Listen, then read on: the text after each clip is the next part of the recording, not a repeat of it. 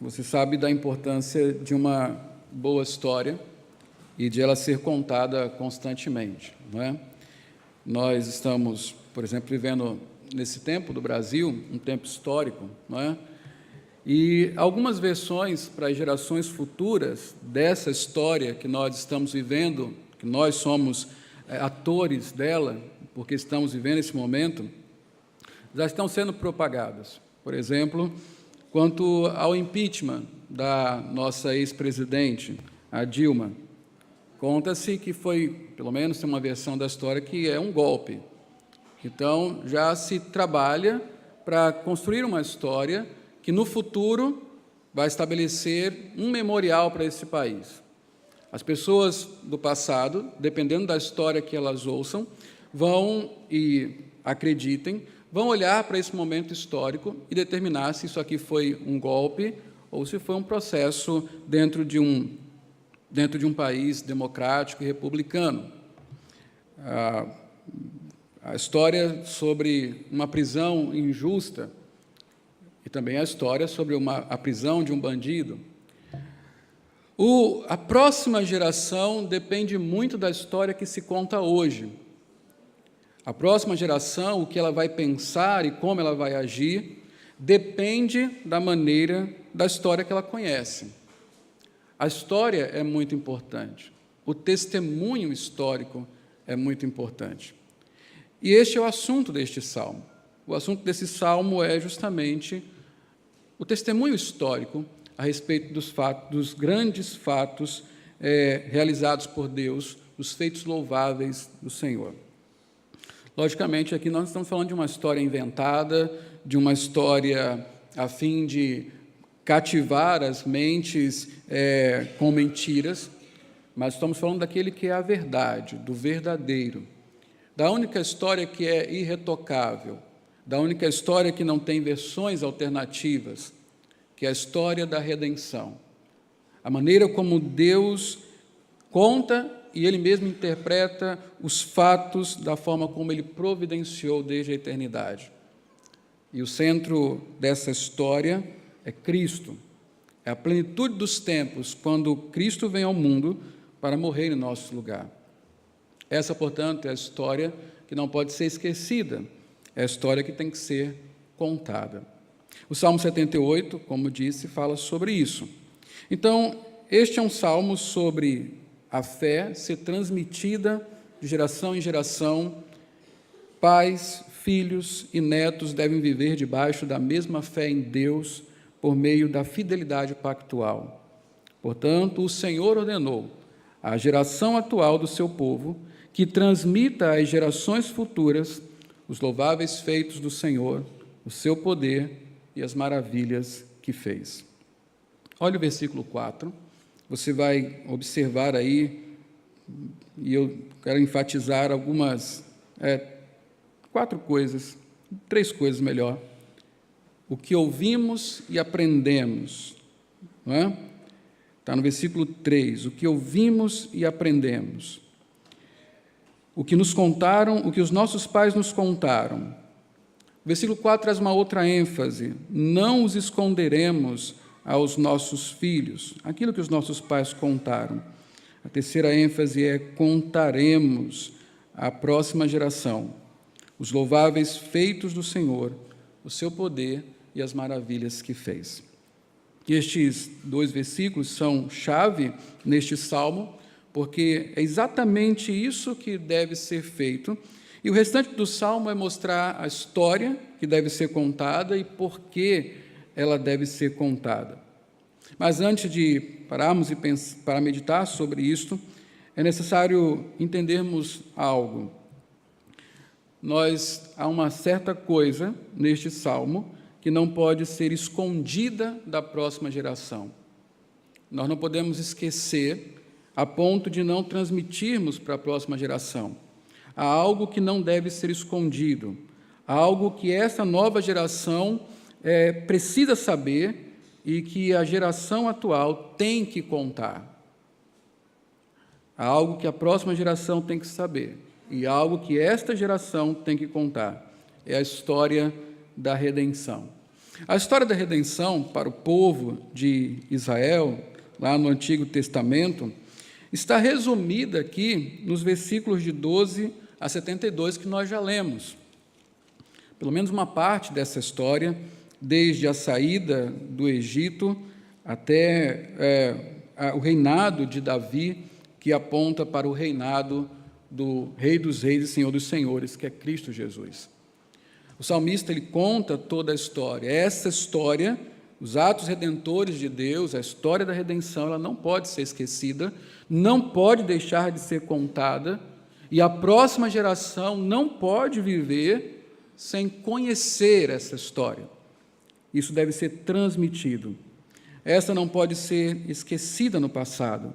Precisamos nos lembrar dela, nós, dessa geração, e ensiná-la aos nossos filhos, estes aos seus, e assim por diante, até que todas as gerações de crentes se encontrem com Cristo.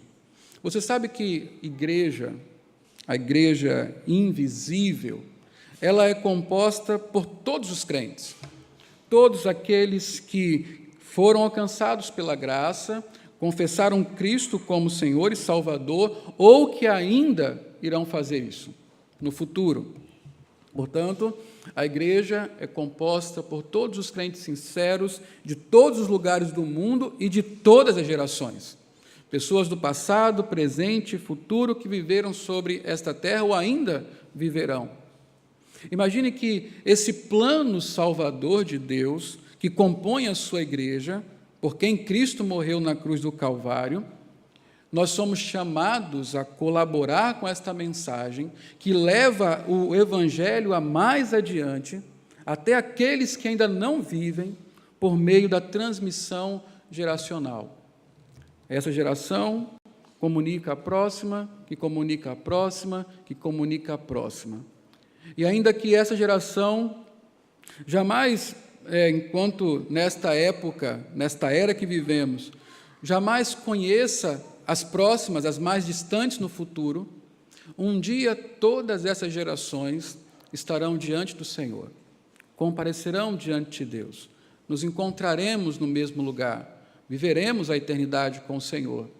E não apenas somos ligados pelo sangue de Cristo, pela obra da cruz, mas também estaremos ligados porque uma geração proporcionou à outra o conhecimento dos atos redentores do Senhor. E por este conhecimento, por essa transmissão da história da redenção, a fé veio aos corações, passando de geração a geração. Deus é um Deus multigeracional. É por isso que, como cantamos agora no Salmo, de uma geração a outra, reina Deus, aleluia. Deus é o Deus dos pais e dos filhos, geração após geração, tu és Deus. Só que isso, na economia de Deus, no plano do Senhor, não se dá automaticamente.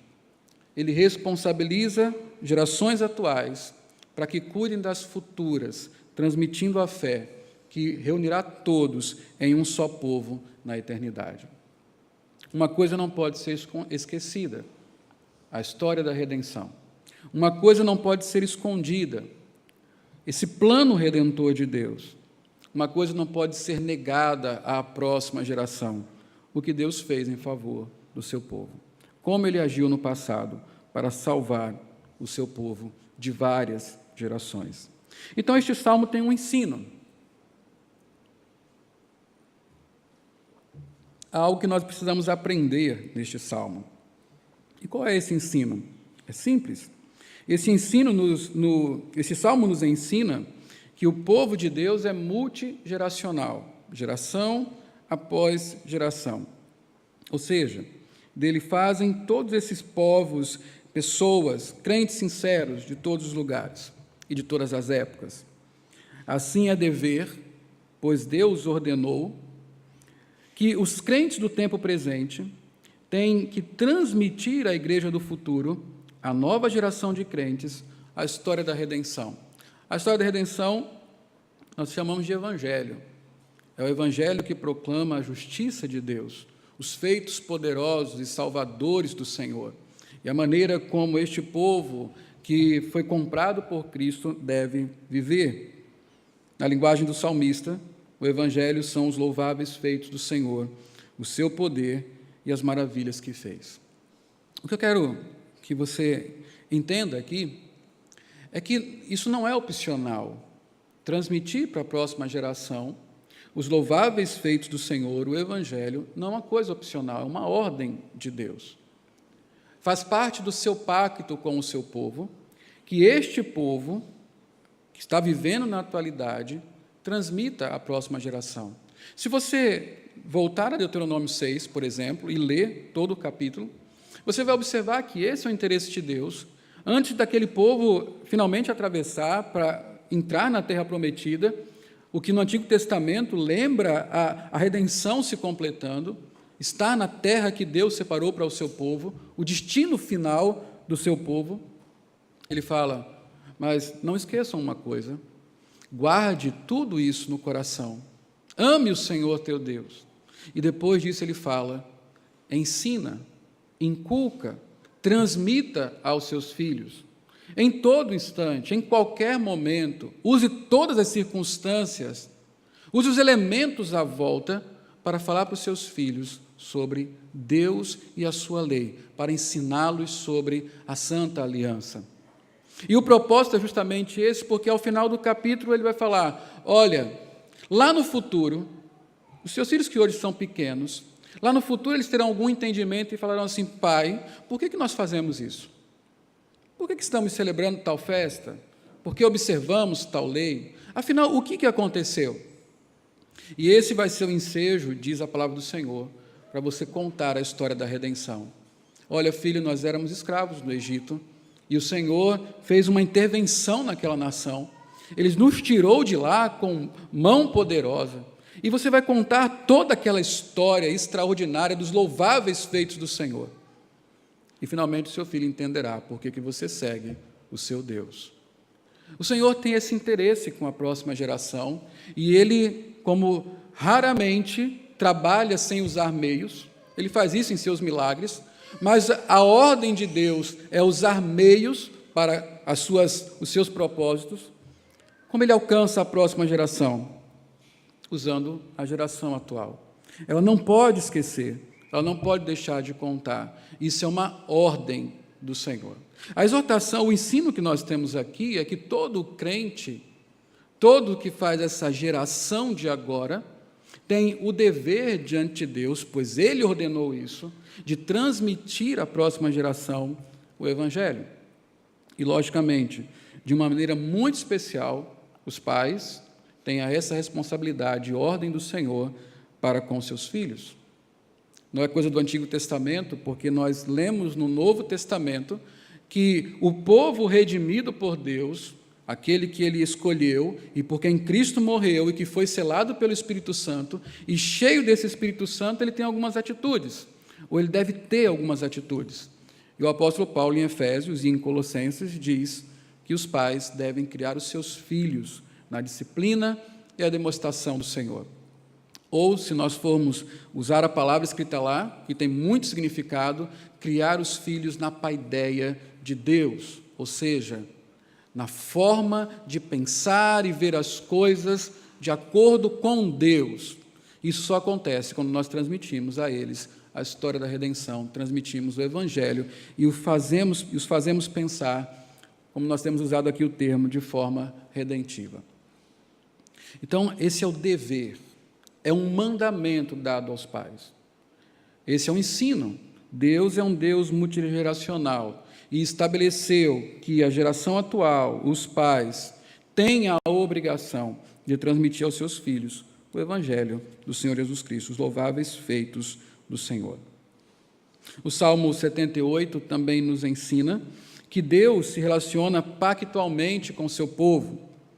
Dessa forma, há promessas e deveres na base desse relacionamento que chamamos de pacto ou aliança. Deus promete ser o nosso Deus e o de nossos filhos. Gênesis 17, versículo 7, quando Deus estabelece sua aliança, formaliza sua aliança com Abraão, Ele fala isso muito claramente. Estabelecerei a minha aliança como aliança eterna entre mim e você, Abraão, e os seus futuros descendentes, para ser o seu Deus e o Deus dos seus descendentes. Se você conferir essa passagem com Atos, no sermão de Pedro, o sermão inaugural da igreja, capítulo 2, verso 39, Pedro vai falar justamente isso, a promessa é para vocês e para os seus filhos. Não há dúvida, irmãos, que o Senhor se relaciona comprometidamente com o seu povo, é o que nós chamamos de pacto, e ele estabelece promessas. Que promessa maravilhosa! Deus não quer ser apenas o meu Deus, mas Ele quer ser o Deus de Lucas, Ele quer ser o Deus de Júlia, de Sofia, de Lorena, de Helena. Ele promete que será o Deus. Será o Deus das nossas crianças, Pedrinho ali que está me olhando, Cacá, outro Pedrinho aqui. Ele não quer apenas relacionar-se comigo, Ele quer também ser o Deus dos meus filhos. Mas é interessante também que Ele nos dá o privilégio, não apenas de contemplá-lo fazendo isso, mas Ele, nesse seu plano de ser o Deus dos meus filhos, Ele me dá os meus filhos. Ele me ensina a sua história de redenção. E agora me diz, filho, ensine para o teu filho. É o seu momento de ser o meu instrumento para eles. Aquilo que nós estamos estudando. Somos embaixadores de Deus. E os nossos relacionamentos são exatamente os lugares e as circunstâncias onde nós podemos representar Deus para a próxima geração, quando nos referimos aos nossos filhos. Aqui não temos apenas uma promessa de que Deus será o nosso Deus e os nossos filhos, mas temos uma manifestação da vontade divina. Deus quer ser o Deus dos nossos filhos. Isso significa, então, que, diante disso, é nosso dever fazê-lo conhecido da próxima geração. Um pai crente, uma família cristã, ela tem uma grande esperança, porque há uma promessa pactual. Deus olha para os nossos filhos e Ele quer, de fato, ser o Deus dos nossos filhos. Essa grande promessa traz uma grande obrigação, um grande dever. Deus está requerendo de nós a vida dos nossos filhos, e nós fazemos isso quando nós comunicamos sobre o autor da vida, o Criador do mundo e o Redentor do seu povo, aquele que é o único digno de ser louvado. E contamos aos nossos filhos, então, a história da redenção. Pense no pacto que Deus tem com você. Pense na bênção que é crer e servir a um Deus que ama também os seus filhos. Os deuses da antiguidade, aqueles que Israel usou para atrair Deus, eles pediam para queimar os filhos. Eles pediam para matar os filhos. Os filhos eram dados em troca de bênçãos, mas não para que eles vivessem, para que eles morressem como sacrifício, entregues a Moloque e a tantos outros deuses. O único Deus vivo e verdadeiro, Ele pede os nossos filhos, mas não para matá-los, para dar a eles vida e vida eterna. Então Ele nos pede: não quero que vocês coloquem um altar e queimem os seus filhos, eu quero que vocês inculquem na cabeça deles os louváveis feitos do Senhor, porque eu quero ser o Deus deles. Esse é o ensino do Salmo. Deus é um Deus multigeracional. Ele é o nosso Deus e quer ser o Deus dos nossos filhos. E é por isso que nós temos o mandamento sobre nós, que nos manda ensinar os nossos filhos, ensinar as próximas gerações sobre os atos redentores do Senhor. Este salmo também traz uma repreensão. E qual é a repreensão deste salmo? A repreensão do salmista é sobre o esquecimento a respeito do que Deus tinha feito. Olhe os versículos 8 a 11. Volte o seu olhar para o salmo novamente. Olha o que aconteceu aqui. O salmista, nos versículos 3 e 4, diz que não podemos esquecer, não esconderemos aos nossos filhos, contaremos às vindouras gerações e assim por diante. Agora, olha o que de fato aconteceu. Eles não serão como seus antepassados, obstinados e rebeldes, povo de coração desleal para com Deus, gente de espírito infiel. Por que esse povo é assim? Por que tantos adjetivos negativos para descrever este povo? Ele vai continuar: os homens de Efraim, flecheiros armados, viraram as costas no dia da batalha. Versículo 10. Não guardaram a aliança de Deus e se recusaram a viver de acordo com a lei. O versículo 11 dá a razão disso. Esqueceram do que ele tinha feito. Ele aqui é Deus. Por que esse povo se tornou desobediente? Por que esse povo se tornou desleal à aliança? Porque esse povo se tornou obstinado contra Deus. E como nós lemos, um povo rebelde, quanto mais, um povo que tentava o Senhor, que o buscava de maneira hipócrita, apenas para ganhar as suas bênçãos, como se faz com qualquer outro ídolo, porque esse povo esqueceu o que Deus tinha feito. E quando se esquece o que Deus tinha feito, não tem o que transmitir para uma próxima geração. E de geração a geração, há uma degradação do povo. Ele se torna rebelde e infiel.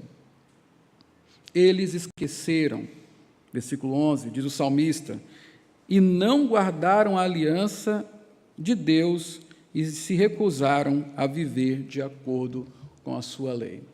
Esqueceram, se recusaram não guardaram a aliança e se recusaram a obedecer. Essa é a tríade da degradação do povo de Deus: esquecimento, desobediência e infidelidade. Mas começa com esquecimento. Do que eles esqueceram, então?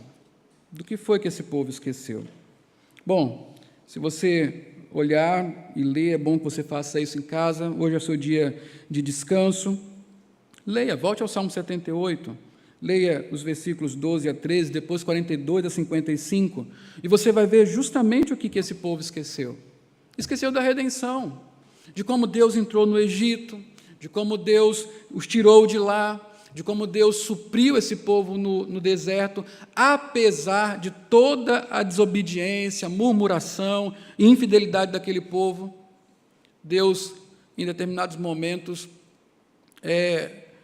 provou aquele povo, suprindo desejos carnais dele, literalmente carnais, porque eles queriam carne mesmo, e Deus deu carne para eles, tirou água da pedra, o povo duvidando, Deus cuidando desse povo.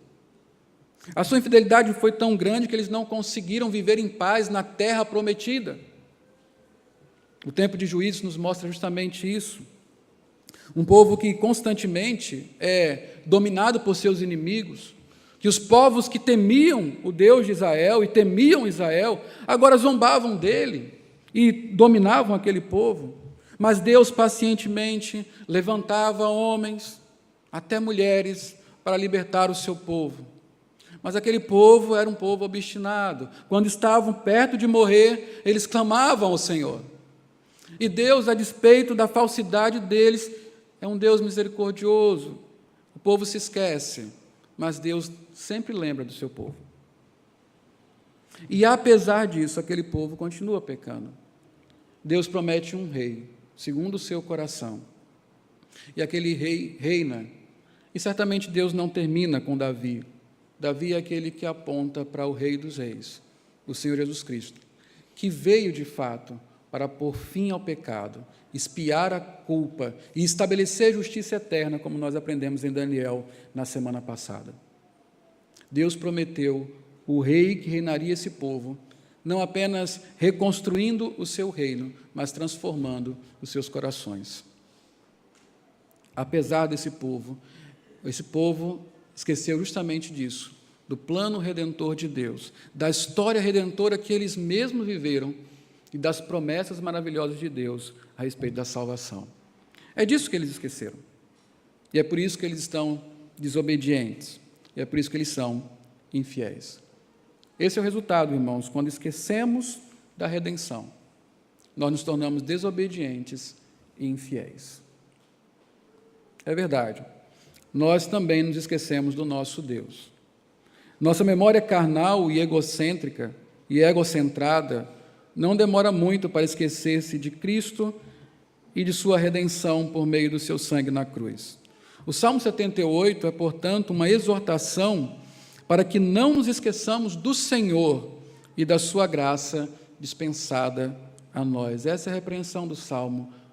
Não esqueça, porque nós temos a tendência a esquecer, principalmente quando estamos no conforto. Na hora que a morte chega, nós nos lembramos, e às vezes hipocritamente, mas no conforto nós nos esquecemos. Nós não lembramos de Deus, não lembramos da cruz. Sabe o resultado disso? Desobediência e infidelidade. Este salmo também adverte sobre as consequências de nos esquecermos do Senhor e do que Ele fez. É justamente isso. Nós nos tornamos desobedientes e infiéis.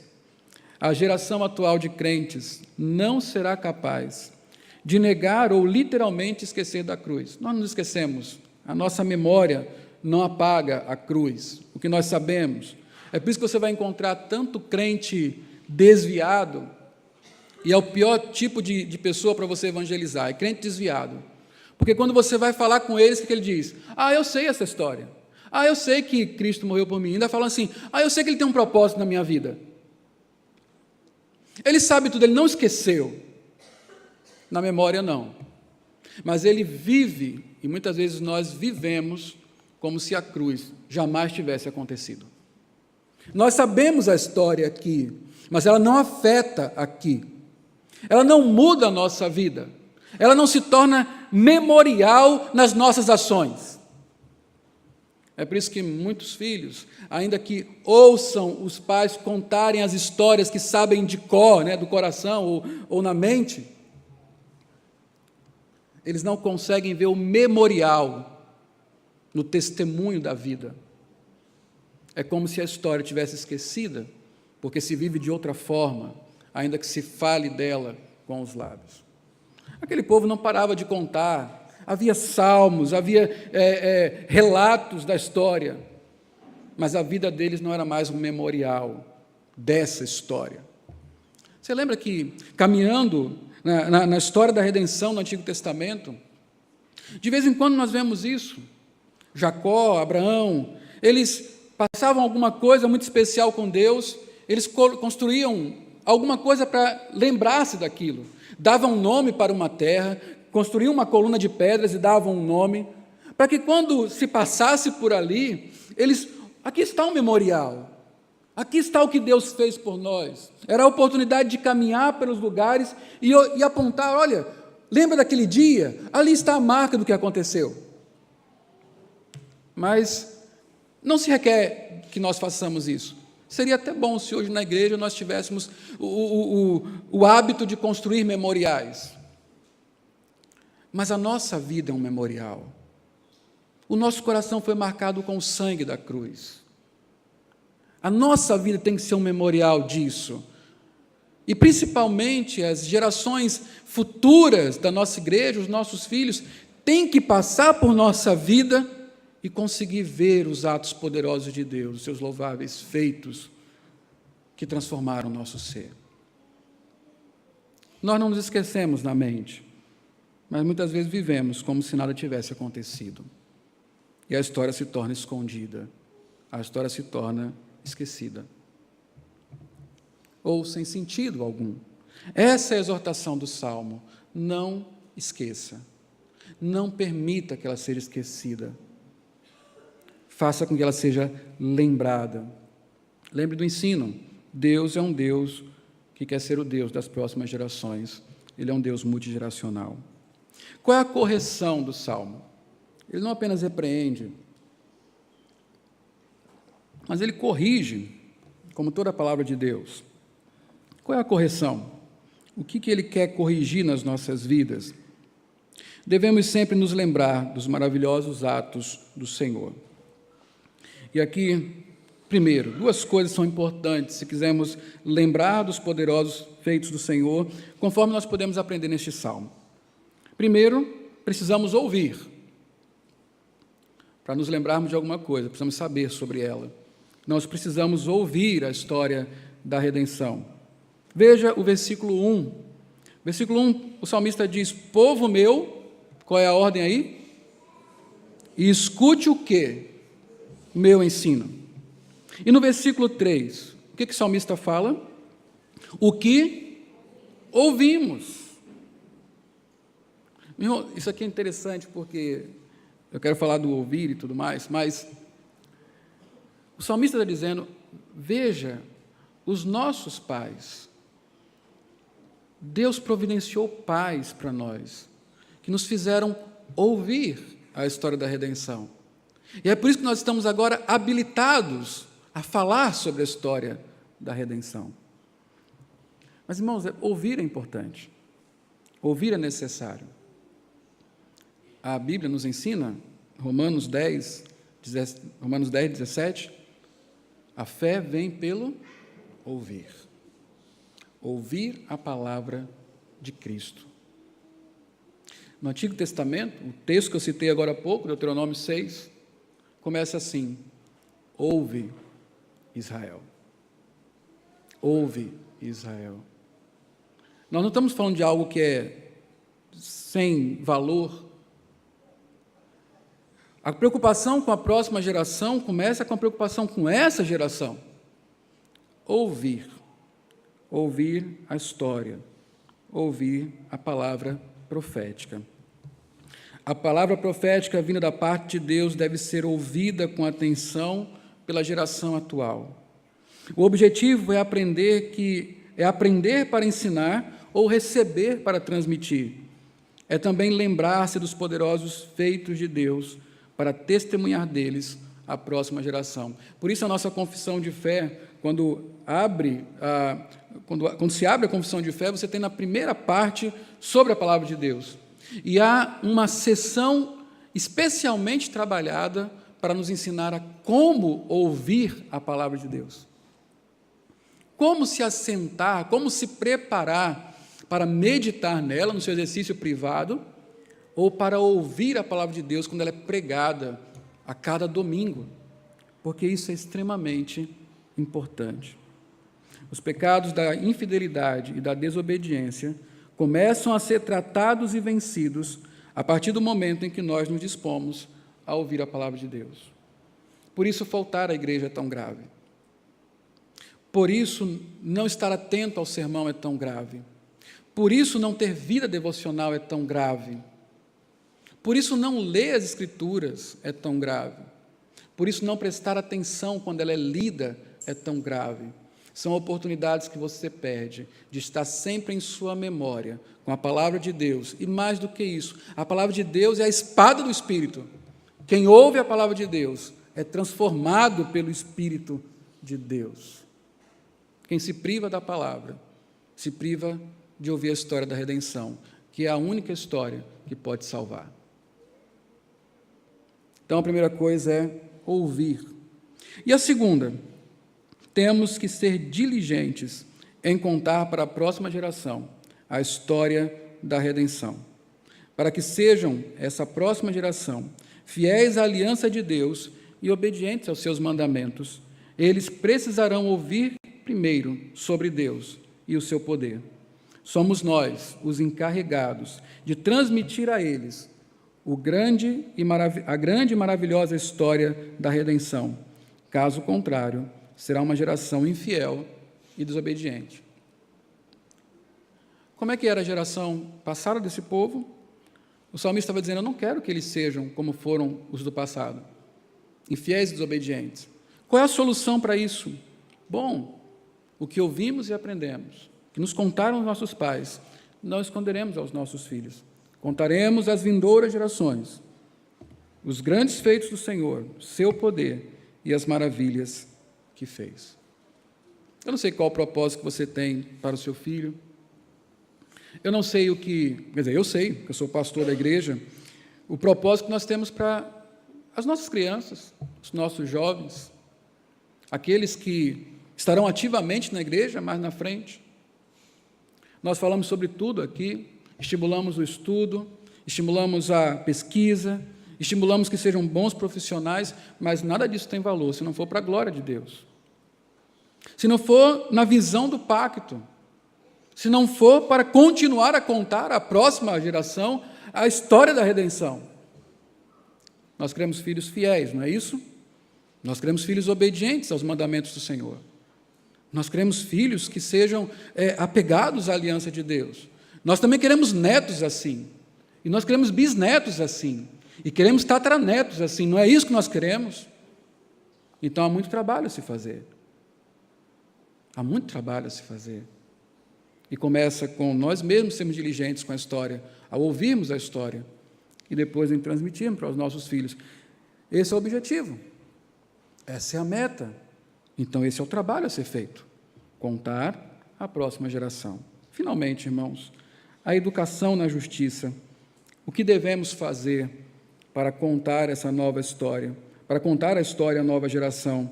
Para preservar os nossos filhos? Para transmitirmos à igreja do futuro aquilo que Cristo fez por eles na cruz do Calvário, por nós na cruz do Calvário. E aqui algumas coisas que eu coloco de maneira muito prática para você realizar na sua vida, e você pode acrescentar outras, porque há muito mais a fazer. A primeira coisa que você deve fazer como um plano de ação: seja você mesmo diligente em ouvir sobre os poderosos feitos do Senhor. Leia a Bíblia e medite nela constantemente. É um meio de graça, o principal meio de graça, leitura e meditação da palavra de Deus. Não deixe de ouvir os sermões pregados em sua igreja. Não falte à igreja. Não falte. Não falte ao culto público. Não se prive de ouvir. Você não vai ouvir o pastor. Você vai ouvir a palavra de Deus pregada. Deus falando para você, pelo seu pastor. Isso não é coisa pouca. É o que nós temos de profecia hoje. A palavra de Deus lida e pregada. E quando ela é fielmente pregada, ela é a palavra de Deus para o seu povo. Algumas pessoas falam assim, não, o pastor prega isso por minha causa. Por minha... Se você está aqui na igreja e está ouvindo o sermão, é para você mesmo. E não é carapuça, é a providência de Deus. Deus só não fala com você por meio do sermão se você não vier à igreja. Aí não é para você mesmo. Você está sendo privado. Mas se você está aqui, Deus está falando para você. Para você. A providência de Deus trouxe aqui. E Ele quer falar com você. Veja como isso é importante. Se você não vem, se você falta, você não ouve a palavra. Você vai falar sobre o quê aos seus filhos? Que história você vai contar? É bom pensar. Segunda coisa, reúna sua família em torno da Bíblia, através do culto doméstico. Conte as histórias, ensine as doutrinas, examine os testemunhos da Escritura, mas numa perspectiva cristocêntrica. Aquilo que nós temos falado, não conte a história de Davi apenas como uma história de um pigmeu e de um gigante. Conte a história da redenção pela história de Davi. Fale como Cristo foi aquele que era humilhado, o menor de todos, mas venceu os grandes inimigos do povo de Deus, usando suas próprias armas para derrotá-lo. Mostre como Deus preservou aquele povo por meio daquela luta, e preservando aquele povo, Ele preservou aquele que seria o grande judeu, Jesus Cristo. E que viria salvar não apenas judeus, mas gentios e judeus debaixo da graça. Então conte as histórias, ensine as doutrinas e examine os testemunhos. A terceira coisa, conte a história da igreja. Fale das lutas que o povo de Deus vem enfrentando desde o passado. Relembre homens e mulheres notáveis que Deus levantou na história da igreja, a fim de mostrar o poder dele nessas pessoas. Conte a história de Lutero, de Calvino, de tantos mártires, tantos homens e mulheres que mudaram essa história pelo poder do Evangelho. Conte como a igreja sempre foi perseguida, mas conte também como ela transformou esse mundo. Agora mostre, não os homens, mostre o que Deus tem feito na história da redenção, pela vida desses homens. Que não ficou apenas na Bíblia, mas que Deus ainda age, Ele trabalha até hoje, Ele está redimindo este mundo. E a história conta isso. Você não sabe da história da igreja? Aprenda. Hoje, graças a Deus, temos um farto material para comprar, temos farto material de graça. Pesquise sobre isso, leia a história, conte para os seus filhos.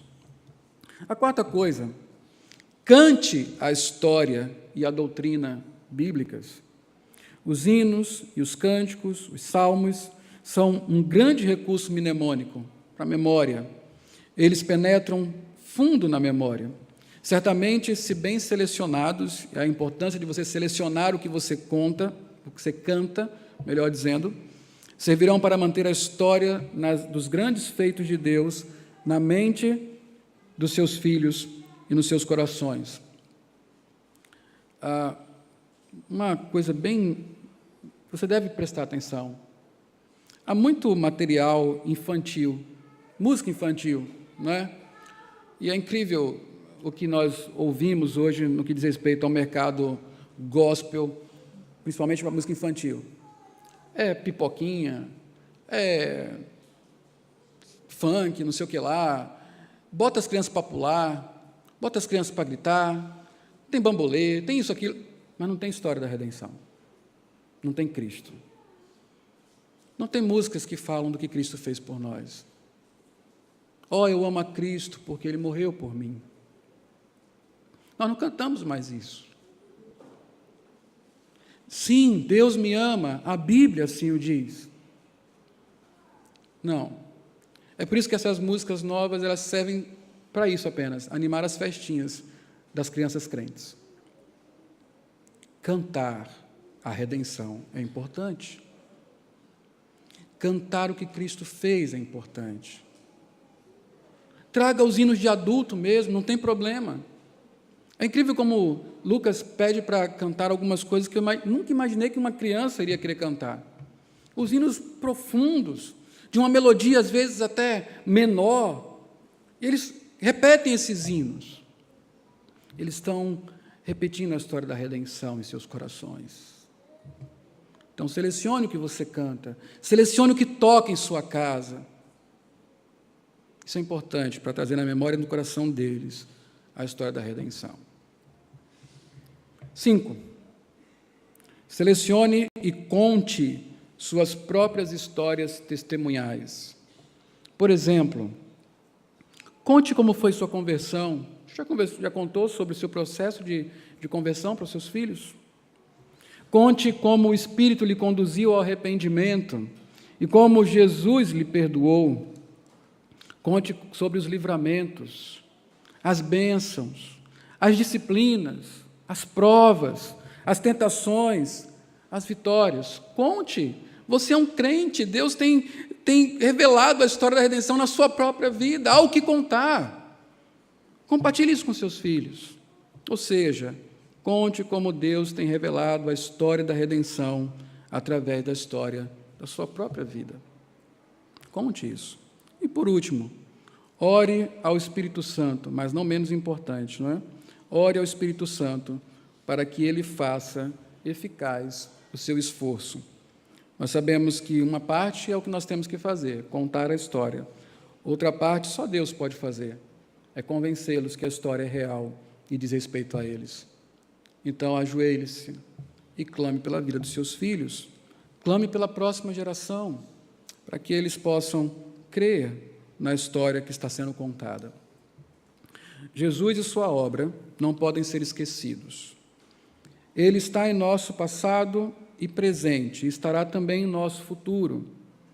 A única herança de valor eterno que podemos legar aos nossos filhos é a fé no Evangelho de Jesus Cristo. Qualquer outro tesouro, a traça come, a ferrugem corrói e o ladrão rouba. Esse é o único de valor eterno. E é nesse tesouro que tem que estar o coração nosso e dos nossos filhos.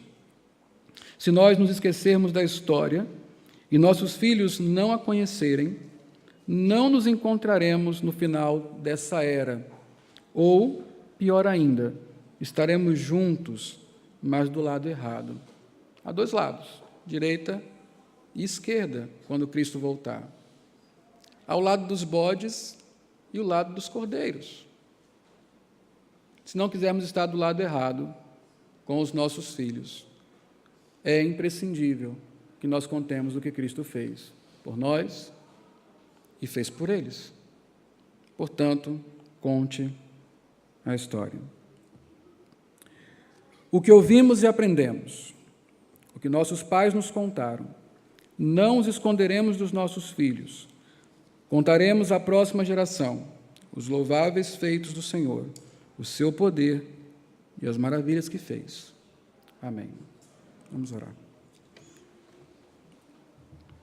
Senhor nosso Deus e Pai, diante da Tua palavra, nós pedimos perdão a Deus pelos pecados que cometemos no que diz respeito a transmitir, seja por palavras ou pelo testemunho da vida, aquilo, ó Deus, que o Senhor quer que todos saibam, o que Tu fizeste na cruz do Calvário, por meio de Jesus Cristo, a fim de salvar o povo que o Senhor amou eletivamente, que selou como sua propriedade e que virá buscá-lo no tempo determinado. Nos perdoe por isso, pelas oportunidades perdidas, pela negligência, por estarmos ocupados demais cuidando da nossa história neste mundo e nos esquecendo da Tua história, a história da redenção. E pedimos ao Senhor que nosso coração não se endureça, que Teu Espírito Santo nos convença, que nós tenhamos atitudes renovadas diante daquilo que ouvimos e fomos exortados nesta manhã. Que Tu nos abençoes, ó Deus, em nome de Jesus Cristo. Amém.